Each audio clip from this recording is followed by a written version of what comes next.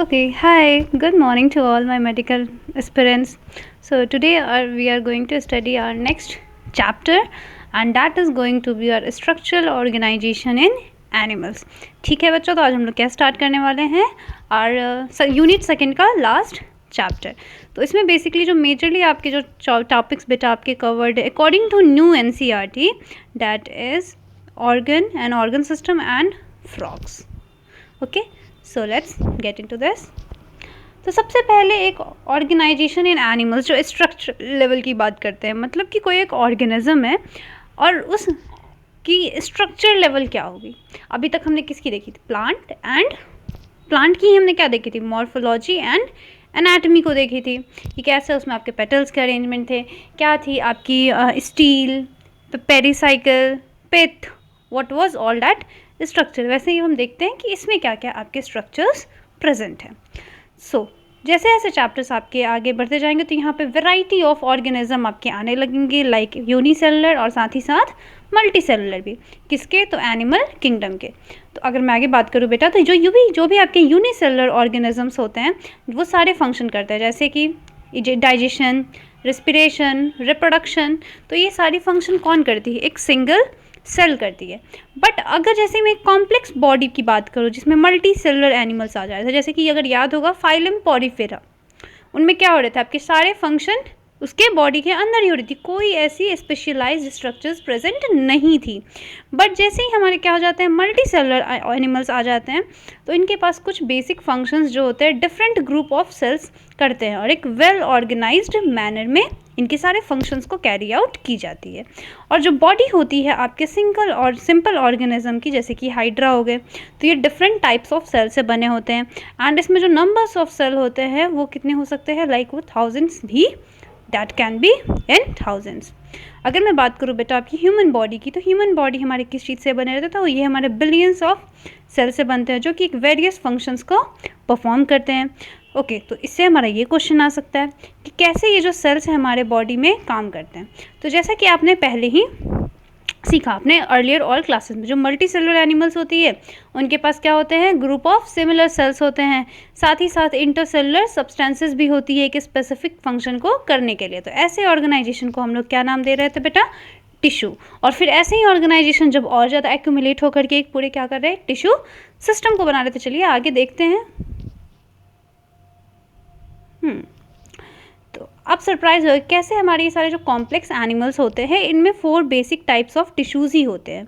और ये 4 जो बेसिक टाइप्स ऑफ टिश्यूज़ है, ये 4 टाइप्स वही मिल करके एक स्पेसिफिक ये जो टिश्यू होते हैं ऑर्गेनाइज हो जाते हैं खुद को एक स्पेसिफिक प्रोपोर्शन एंड पैटर्न में, और क्या बनाते हैं, एक ऑर्गन लाइक जैसे कि stomach, lungs, heart and kidney का फॉर्मेशन करते हैं. और जब हमारे दो से ज़्यादा ऑर्गन्स क्या करते हैं, कॉमन फंक्शन को करते हैं, कैसे, या तो फिजिकली या फिर केमिकल इंटरेक्शन से, तो उनको साथ में हम क्या बोलते हैं बेटा, they form an organ system. वो क्या बना देते हैं, हमारे ऑर्गन सिस्टम बना. जैसे कि डाइजेस्टिव सिस्टम, तो डाइजेस्टिव सिस्टम में हमारे कितने ऑर्गन्स होंगे, स्टमक भी ऑर्गन है, स्मॉल इंटेस्टाइन भी is also organ, large intestine भी आपके ऑर्गन है, oesophagus is also organ, mouth is that. तो आपके ये पूरे मिलकर के क्या बना रहे हैं, आपके डाइजेस्टिव सिस्टम को. वैसे ही रेस्पिरेटरी सिस्टम्स को भी बना रहे हैं. फिर जो आपके सेल्स है, टिश्यूज़ बनेगा, टिश्यूज़ से ऑर्गन्स बन जाएंगे एंड ऑर्गन सिस्टम्स. और यही क्या करती है, स्प्लिट अप कर जाती है और आपके वर्क को एक डिवीजन ऑफ लेबर में, मतलब डिवीजन ऑफ लेबर का मतलब है सेल डिवीजन, इसी यही खुद को क्या करती रहती है, मल्टीपल टाइम से डिवाइड करते हैं and that leads to the survival of the body. और इसके वजह से ही हमारी बॉडी जो है उसकी सर्वाइवलिटी होती है. ठीक है, आई होप ये सारी बेसिक चीज़ें बच्चों को पहले से भी पता हो, क्योंकि आपने बचपन में भी बायो पढ़ा है. इसलिए अगर आप मेडिकल में ऑफ कोर्स आए हो तो अब मतलब आपको इंटरेस्ट होगा तभी आप आए हो, अदरवाइज तो मैथ्स नहीं लेते, या फिर आप कॉमर्स में जाते हैं, आर्ट्स में जाते हैं. But if you have interest तो हाँ, ये सारी चीज़ें आप ऑलरेडी समझ रहे होंगे. ठीक है, तो आगे फर्दर देखते हैं. तो जो भी हमारे बेसिक टिश्यूज़ होते हैं, जैसे कि आपने अर्लियर क्लासेस में भी देखा था, ये क्या करते हैं, खुद को ऑर्गेनाइज करते हैं और क्या बनाते हैं, हमारे ऑर्गन्स को. और उसी के टर्म में हमारे और क्या बनते हैं, एसोसिएटेड, जो भी हमारे ऑर्गन सिस्टम्स को बनाते हैं, किसके अंदर, मल्टी सेलुलर ऑर्गेनिजम्स के अंदर. तो इस ऑर्गेनाइजेशन को बेटा हम लोग क्या बोलते हैं, तो जो कि हमारी काफ़ी एसेंशियल होती है हमारे इफ़िशिएंट और बेटर कोऑर्डिनेटेड एक्टिविटीज़ के लिए, जो कि हमारे मिलियंस ऑफ जो सेल्स है वो मिल करके क्या कर रहे हैं कि एक्टिविटीज़ को परफॉर्म कर रहे हैं, that's why they are very important. अच्छा चलो एक चीज़ मैं पूछती हूँ, अगर जब बच्चा एम्ब्रियोनिक स्टेज में थी, मतलब जाइगोट, एम्ब्रियो छोड़ो, जाइगोट पे आती हो, क्योंकि जाइगोट मेड फ्रॉम व्हाट, तो फर्टिलाइजेशन होती है आपके मेल सेक्स सेल्स की एंड फीमेल सेक्स सेल्स की, that means ovum and what, sperm की, तो वहाँ से जाइगोट बना। ठीक है, जाइगोट में ऐसी क्या कैपेबिलिटी है जिसकी वजह से वो सारे हमारे ऑर्गन्स को डेवलप कर सकते हैं? You will tell me the answer of this question. चलिए आगे देखते हैं। तो आपके जितनी भी ऑर्गन होती है, जो भी ऑर्गन है हमारे बॉडी में, वो किस चीज़ से बनी होती है? तो एक या एक से ज़्यादा types of, more than one type of tissues. For example जैसे बेटा मैं बात करूँ तो जो हमारे हार्ट होते हैं उनमें 4 टाइप्स ऑफ टिश्यूज़ देखने को मिलते हैं। कौन कौन से? जैसे कि epithelial tissue, connective tissue, muscular and neural tissue. तो ऐसा नहीं है कि सिर्फ ये हार्ट में है, it is all over the body. साथ ही साथ आप और नोटिस अगर करोगे तो कुछ केयरफुल स्टडी के साथ आपको कॉम्प्लेक्सिटी दिखेंगी ऑर्गन और ऑर्गन सिस्टम में, जहाँ पे कुछ सर्टेन आपके डिस्क्रिमिनल ट्रेंड देखने को मिलेंगे, जिसको हम लोग क्या बोलते हैं? इवोल्यूशनरी ट्रेंड भी बोलते हैं। मैं नेक्स्ट क्लास में इसके बारे में थोड़ा डिटेल बताना चाहूँगी। एपिथेलियल, कनेक्टिव, मस्कुलर, न्यूरल यहाँ कुछ दिया ही नहीं है, बट अकॉर्डिंग टू मी थोड़ा सिलेबस से मुझे मालूम है, उसको हटा दिया, उस पार्ट को अब टच नहीं करेंगे, but still you should get that knowledge, वो होना चाहिए। अब 11th बेस पे अगर वो नहीं होगा तो बेटा कॉलेज में जाने के बाद, हाँ बट हो जाता है उसके बाद भी, it's not the thing, it's never the age, आप जब चाहे तब आप सीख सकते हो। तो इस चैप्टर में हम यही देखने वाले हैं, किसके बारे में? तो मॉर्फोलॉजी और एनाटमी, एक फ्रॉग के बारे में। चलो मैं ये पूछूंगी कि फ्रॉग जो है ह्यूमन से कितना % रिलेटेड हो सकता है? You will tell me about it. तो मॉर्फोलॉजी किसको बोलते हैं? तो जो भी हम स्टडी करते हैं किसकी? फॉर्म और एक्सटर्नली विजिबल फीचर्स को, है ना? मतलब जो भी आप क्या देख रहे हो, एक एक्सटर्नल फीचर देख रहे हो। फ्रॉग दिखने में कैसा दिखता है? सुंदर दिखता है, ख़राब दिखता है, या फिर उसकी बॉडी कैसी है? स्लाइमी है, ड्राई है, आइज़ है नहीं है, नाक है नहीं है, कान है या नहीं है, मुंह है नहीं है, तो डैट इज़ योर मॉर्फोलॉजी। तो वैसे ही हम अगर हम प्लांट्स और माइक्रोब्स की बात करें तो मॉर्फोलॉजी जो होती है काफ़ी प्रिसाइजली होती है। और इस केस में अगर मैं बात करूँ एनिमल्स में, तो ये एक्सटर्नल अपीयरेंस की ही हम बात करते हैं मॉर्फोलॉजी में, ठीक है। अब जो वर्ड हमारी एनाटमी आई है उसको हम क्यों यूज़ करते हैं? तो जो भी हम स्टडी करते हैं मॉर्फोलॉजी की इंटरनल ऑर्गन्स की, तो उसको हम लोग क्या बोलते हैं? एनाटमी। एंड ये फेवरेट वन है, ठीक है। एंड आप इसके बारे में, हाँ, जैसे आप सीखोगे कि मॉर्फोलॉजी और एनाटमी एक फ्रॉग में रिप्रेजेंटिंग वर्टिब्रेट्स को बताने के लिए आपको क्या पढ़ना है? फ्रॉग। क्योंकि अभी इससे पहले जितने भी फर्दर, मतलब अर्लियर अगर मैं बात करूँ तो मोस्ट ऑफ द एक्सपेरिमेंट्स हमारे फ्रॉग पे किए जाते थे। फार्मा में रैट पे की जाती है, और एमबीबीएस वाले फ्रॉग्स पे करते थे। स्टिचिंग सीखना हो गया, फ्रॉग को मार के फिर से ज़िंदा कर देना, तो इस तरीके से इंसिजन करना है कि वो मर गया, बट अब मैं उसको अगर सर्जरी करती हूँ तो दे विल गेट अलाइव, तो इस तरीके से होती है। तो फ्रॉग्स पे सीखते थे, इसलिए फ्रॉग सिलेबस में अभी भी प्रेजेंट है, बट मे बी हो सकता है ये कुछ टाइम बाद से चेंज हो। मुझे लगता है पिग ऐड होनी चाहिए, बिकॉज रिसेंट टाइम्स में पिग की ज़्यादा यूज़ होती है as compare to frog, to study further, मतलब क्योंकि पिग की जो हार्ट होती है it's kind of more resemblance to the human heart. And तो लेकिन पिग क्या है? It's a very huge mammal कह सकते हैं, मतलब एक बड़ा मैमल है, तो इस वजह से उस पर स्टडीज़ नहीं की जाती है। फ्रॉग इज़ लाइक एम्फीबियन, ये कहीं भी ईजिली रह जाते हैं। Their survival rate is more, उनको सर्वाइव कराने के लिए आपको ज़्यादा मेहनत की ज़रूरत नहीं है, they can easily survive, that's why frog पे एक्सपेरिमेंट की जाती है। वैसे ही चूहों के साथ भी है। अब देखो बेटा, जो फ्रॉग्स है वो कहाँ रह सकते हैं? ऑफकोर्स एम्फीबियन आपको पता है, तो that means they can live on both on land and in fresh water also. और ये कौन सी क्लास को बिलोंग करते थे? That amphibian and phylum Chordata. तो जो आपके मोस्ट कॉमन फ्रॉग स्पीसीज जो हमारे इंडिया में पाई जाती है, डैट वॉज रेना टिग्रिना, या फिर राना टिग्रिना आप बोलो। एंड इनके कुछ बॉडी टेम्परेचर कांस्टेंट नहीं होती है, डैट मीन्स इनकी टेम्परेचर जो होती है वो वेरी करती है इन्वायरमेंट टेम्परेचर के अकॉर्डिंग। अगर आपको याद होगा तो मैंने ये कैरेक्टरिस्टिक बताई थी कि ऐसे एनिमल्स को हम लोग क्या बोलते हैं बेटा? कोल्ड ब्लडेड या फिर पोकिलोथर्म्स। उसके अलावा और आपने क्या नोटिस किया होगा? तो इसमें चेंजेस देखने को मिलता है, जैसे कि कलर, फ्रॉग के कलर, जैसे जब ये ग्रासेस में रहते हैं तो, या फिर ऑन ड्राई लैंड ऑल्सो। इनके पास एबिलिटी होती है अपने कलर को चेंज करके खुद को हाइड करने से, मतलब अपने एनिमी से, जिसको हम लोग क्या बोलते हैं? कैमोफ्लेज, मतलब इनके अंदर ये एबिलिटीज़ होती है। और ये जो प्रोटेक्टिव कलरेशन क्या होती है, एक तरह की मिमिक्री होती है, मतलब ये नकल करते हैं। जहाँ जैसे मान लो कि अगर ग्रासेस में है तो अपने आप को बिल्कुल उस तरीके से, अगर वो ट्री पे ब्रांचेस से बैठे हुए हैं, बचना चाहते हैं, तो वो क्या करेंगे, बिल्कुल ब्राउन कलर के चेंज होंगे। तो that is a mimicry thing. तो जैसे कि आपने कभी क्या, आपको ये भी मालूम है कि बेटा कि फ्रॉक्स को आप पीक समर और पीक विंटर्स में नहीं देखते होंगे।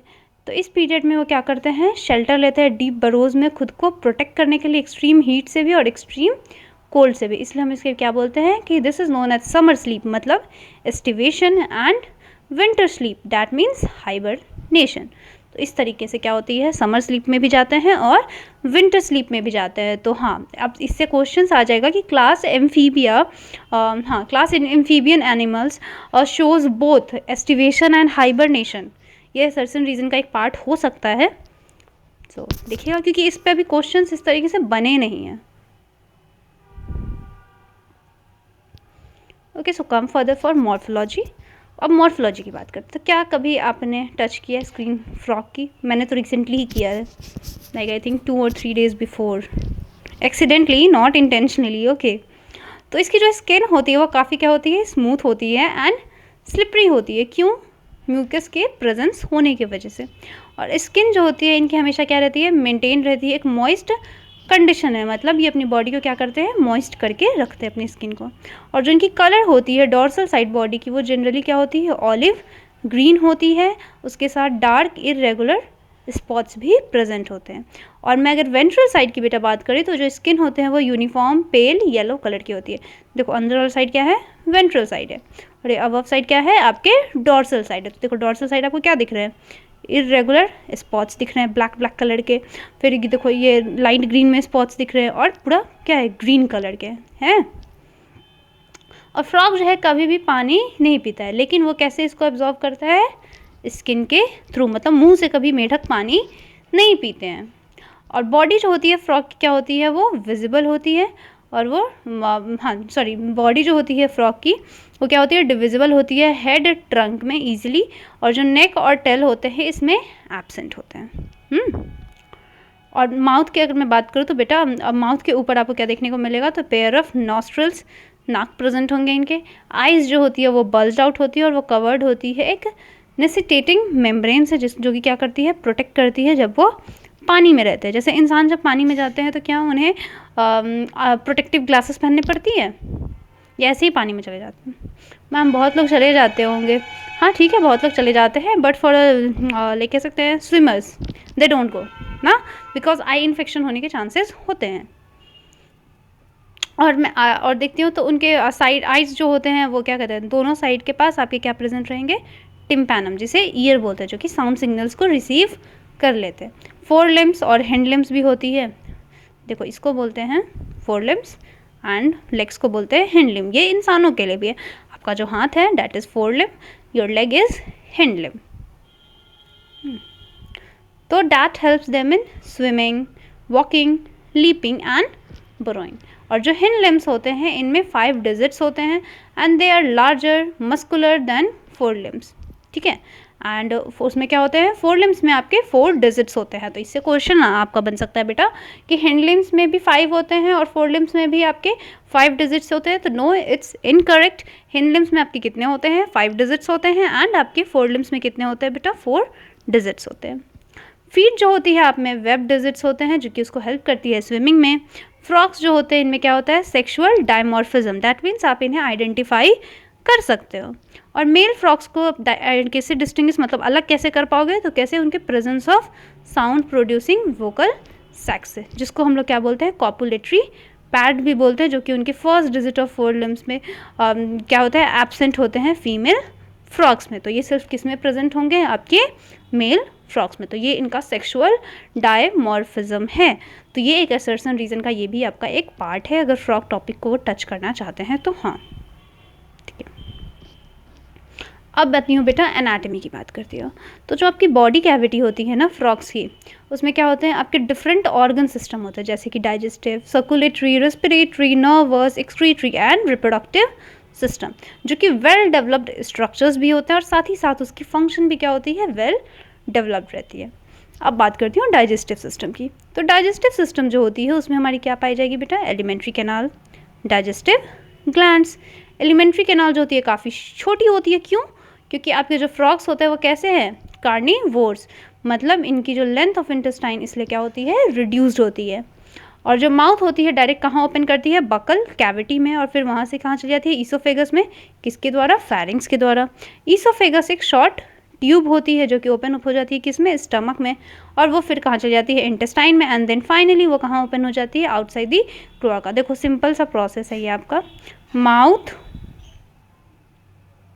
माउथ से बकल कैविटी, बकल कैविटी से फैरिंग्स, फैरिंग्स से आपके ईसोफेगस, ईसोफेगस से बेटा स्टमक, स्टमक से intestine, and then cloaca. That is जैसे ह्यूमंस में होता है, बस उसी तरीके से थोड़े से आपके जो एनस है उसका नेम चेंज हो गया है। That's it, nothing else different. देखो इनमें भी क्या करती है? लिवर जो सिक्रीट करती है क्या? बाइल, मतलब पित्त को सिक्रीट करती है, जो कि स्टोर कौन कर रहे हैं? Gall bladder, just like human. Pancreas भी क्या है? एक डाइजेस्टिव ग्लैंड भी है जो कि पैनक्रियाटिक जूस को बनाती है, जो कि ह्यूमंस के लिए बनाती है। अब देखो ये कुछ इनका डायग्रामेटिक रिप्रेजेंटेशन है इंटरनल ऑर्गन्स का, जिसमें हम फ्रॉग के कंप्लीट डाइजेस्टिव सिस्टम को देख रहे हैं। देखो यहाँ है ईसोफेगस, ईसोफेगस से होते हुए क्या आया? स्टमक, स्टमक से इंटेस्टाइन, इंटेस्टाइन से आपके रेक्टम का पार्ट है, रेक्टम से फिर क्लोकल अपर्चर। अब देखो रेक्टम से ही हमारा यहाँ पे क्या जुड़ा हुआ है? यूरिनरी ब्लैडर भी जुड़ा हुआ है, यूरेटर भी जुड़ा हुआ है ना? It is all attach. देखो this is our liver, this is our gall bladder, not our, it's a like frogs.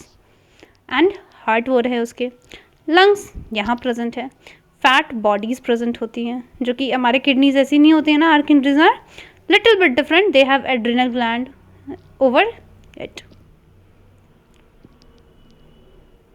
चलिए आगे देखते हैं। तो पेनक्रियाज क्या करती है? आपके पेनक्रियाटिक जूसेस को रिलीज करती है, जिसमें आपके क्या प्रेजेंट होते हैं? Digestive enzymes. और फूड जो होती है कैप्चर होती है किसके द्वारा? हमारे बाइलोब्ड टंग, मतलब कि फ्रॉग में जो टंग होते हैं वो कैसे होते हैं? बाइलोब्ड होते हैं। डाइजेशन जो होती है फूड की कैसे होगी? तो वो HCl के एक्शन से होती है, और गैस्ट्रिक जूसेस जो सिक्रीट होती है कहाँ से? हमारे स्टमक की वॉल से, तो वहीं से हमारी डाइजेशन हो पाती है। और जो भी पार्शियली डाइजेस्टेड फूड होते हैं उसे हम लोग क्या बोलते हैं? काइम बोलते हैं। ह्यूमंस में भी इसका नाम यही होता है बेटा, कि जो भी पार्शियली डाइजेस्टेड आपके फूड होते हैं that is known as crime.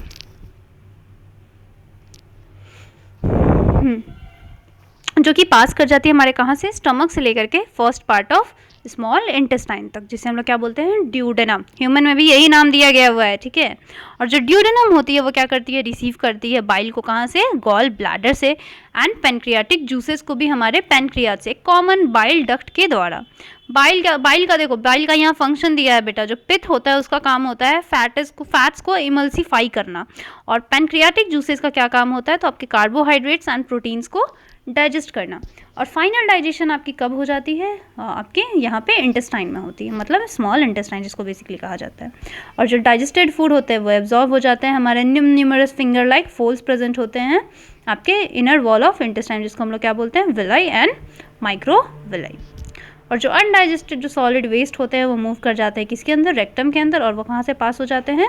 Through out the cloaca, जैसे कि आपका एनस प्रेजेंट होता है ह्यूमन में, जस्ट लाइक दैट। बस देखो एक यही पार्ट अलग है, बात है कि it's just same like a human digestion. देखो आगे देखते बेटा, यहाँ तक तो डाइजेशन हो गया ह्यूमन का। अब बात करते हैं रेस्पिरेशन की, कि फ्रॉग्स अब रेस्पिरेशन कैसे करते हैं। तो frogs respire on land and in water bye 2 different method. मतलब इनमें रेस्पिरेशन जो होती है 2 तरीके से, 2 अलग अलग तरीके से होती है। जैसे कि वाटर की अगर मैं बात करूँ तो स्किन कैसे एक्ट करती है इसके लिए? एक्वेटिक रेस्पिरेटरी ऑर्गन, जिसे हम लोग क्या बोलते हैं? Cutaneous respiration. और जो डिजॉल्व ऑक्सीजन होती है वाटर में वो एक्सचेंज हो जाती है किसके द्वारा? Through the skin bye diffusion. और दूसरे साइड अगर मैं ऑन लैंड की अगर मैं बात करूँ बेटा तो कैसे होती है? बकल कैविटी, स्किन और लंग्स जो होते हैं वो प्राइमरी रेस्पिरेटरी ऑर्गन्स की तरह काम करते हैं। यहाँ पे आपकी रेस्पिरेशन जो होती है लंग्स के द्वारा होता है, जिसको हम लोग बोलते हैं पल्मोनरी रेस्पिरेशन। और लंग्स के जो पेयर, जो इलोंगेटेड पेयर है, पिंक कलर के सैक लाइक स्ट्रक्चर्स जो होते हैं वो प्रेजेंट होते हैं आपके थोरैक्स ट्रंक रीजन में, जिसको हम लोग क्या बोलते हैं? थोरैक्स बोलते हैं। यहीं से आपकी एयर इंटर होती है through the nostrils into buccal cavity and then आपके टू द लंग्स। और एस्टिवेशन और हाइबरनेशन के दौरान जो होती है गैसियस एक्सचेंज कैसे होती है? Through skin. तो इस तरीके से इनमें क्या होती है?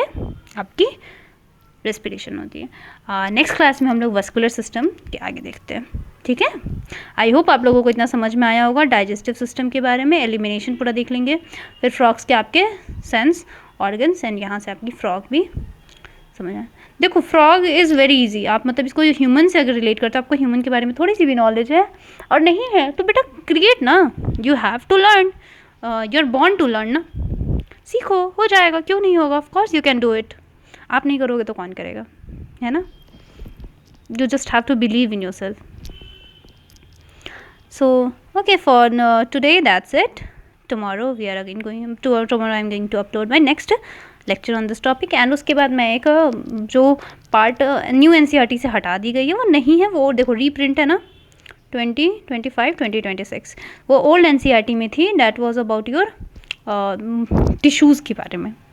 तो अगर पढ़ना चाहते हो तो उसकी मैं एक सीरीज़ डाल दूँगी, ठीक है।